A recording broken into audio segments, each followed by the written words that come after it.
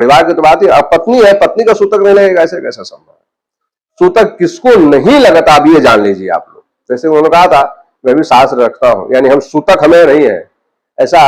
शंकराचार्य जी का मैंने बयान सुना था, उन्होंने कहा था कि बापूजी ने कहा है कि मैं भी शास्त्र रखता हूं, अगर कोई बात करेगा तो मैं बताऊंगा। तो अब कौन से शास्त्र रखते हैं मुझे नहीं पता, लेकिन मैं बता दूं कि किसको सूतक नहीं लगता।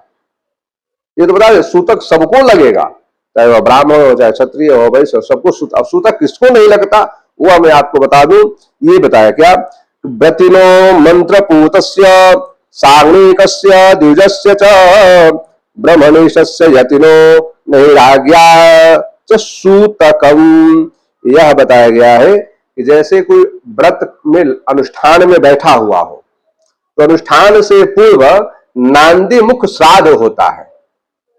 आप लोगों ने भी पढ़ा होगा कि विवाह से पूर्व नांदी मुख श्राद्ध हो जाए और उसके बाद किसी का देहावसान हो जाए तो सूतक विवाह में नहीं लगता।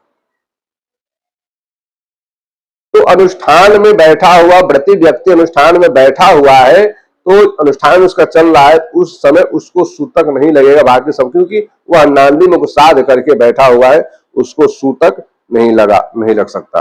या कोई अनुष्ठान प्रारंभ कर दिया है, चल रहा है उसका,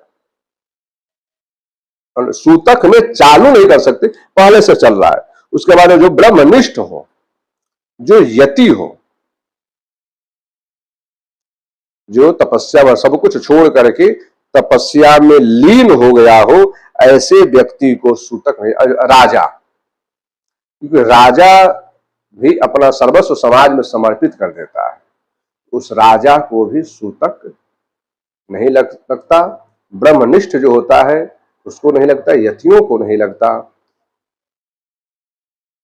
लेकिन बाकी सबको सूतक लगता है। तो बापूजी ने जो किया है यह कितना धर्म परायण है, यह धर्म के विरुद्ध है, बापूजी को स्वयं निर्णय करना चाहिए। लेकिन मैं समाज के सभी लोगों से कहना चाहूंगा, आप लोग धर्म जानिए, शास्त्र जानिए, पुराण जानिए, थोड़ा सा पढ़िए, नहीं तो आप भी इसी तरह से जेल में घूमेंगे और आपको अपने हिसाब से इस्तेमाल। आज के समय में यही हो गया है, कोई भी पढ़ना नहीं चाह रहा है, बस उसको ध्यान यही कि मैं बड़ा आदमी कैसे बन जाऊं। हर आदमी आज के समय में यही लगा हुआ है कि मैं बड़ा कैसे, फेमस कैसे हो जाऊं, क्योंकि अगर वो फेमस हो गया ना तो उसके बाद उसको कुछ करने की जरूरत नहीं। जो कहेगा पूरी दुनिया उसको भगवान मान के उसी की बात मानेगी। जो कह दिया तो उन्होंने फलाने ने कहा है। तो आप पढ़िए, आप जानकार बनिए, आप भ्रम में मत पड़िए। इसी के साथ ही आप सभी को जय श्री कृष्ण।